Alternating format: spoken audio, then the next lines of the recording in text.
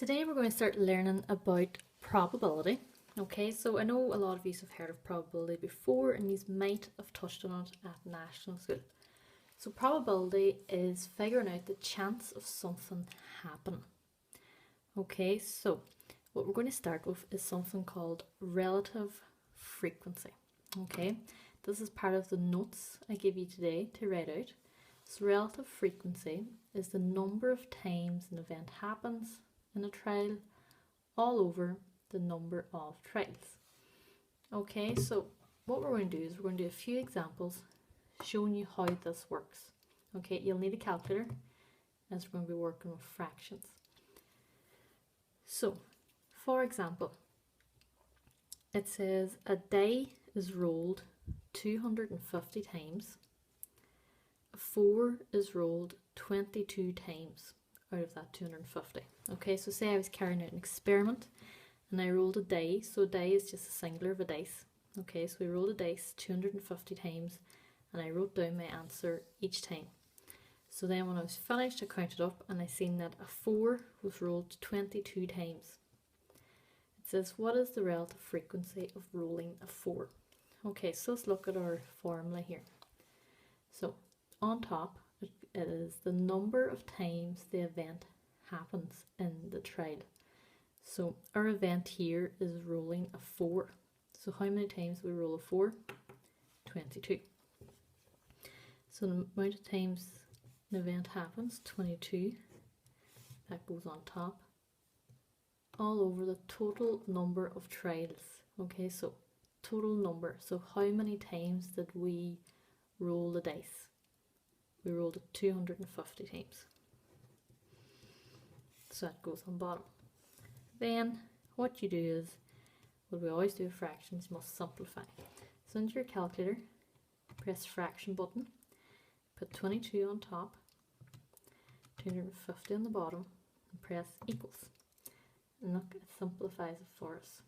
So it equals 11 over 125. So the relative frequency of rolling a 4 out of this 250 times equals 11 over 125. So we put the number of times something happened over the total that we carried out. Okay, so that's all it is. There's not much work to these questions, they're quite quick. Okay, so let's have a look at another one. So it says here, there are 27 students in a class, 14 are girls, 13 are boys. What is the relative frequency of randomly selecting a girl from the class? So again, okay, so say a teacher came to the class and pulled a name out of the hat. They want to know what's the relative frequency of it being a girl, of there's 14 girls in the class of 27. Okay, so let's look at this formula again. So number of times an event happens. So an event here is that there's 14 girls. Okay, so we're being asked about the girls. So there's 14 girls. So on top is number of times all over.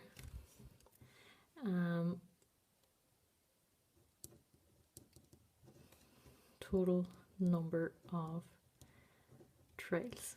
Okay, so number of times that there's a girl in the class is 14. All over the total number. So what's the total number of people in the class? It's 27. Okay, so again, fractions, we always must double check that it's in the simplest form. So off we go to our calculator again. So we press fractions. We go 14 over 27 equals, and you can see it comes up here, that it is as small as it really is. So that's our answer. So relative frequency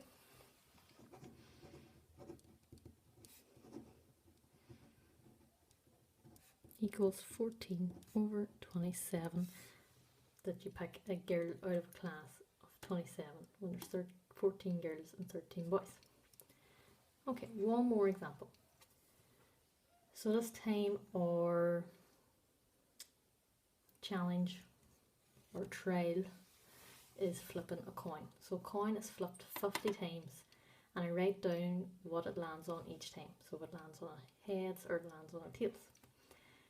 So we're told when the trial is over, it lands on heads 22 times and it lands on tails 28 times. It says what is the relative frequency of getting a tail? Okay, so remember, back to this formula. So number of times an event happens. So what do we ask for? Getting a tail. So how many times do we get a tail? Tails 28 times. So 28 goes on top. All over the total number of trials. So how many times was the coin flipped? What's the total number of flips? 50 times. So there's your relative frequency. But what must we do? We must always check that it's simplified. So back to the calculator, press fraction. 28 over 50 equals, you can see here it's simplified, 14 over 25. And that is a relative frequency for this trial of getting a tail. Okay, so that's how we do relative frequency. So always following this formula. So number of times, so what you're looking for goes on top over the total number of trials that happened. Okay, so I'll take a picture of this sheet and put it up along with the assignment. Have a read over the notes and try the questions.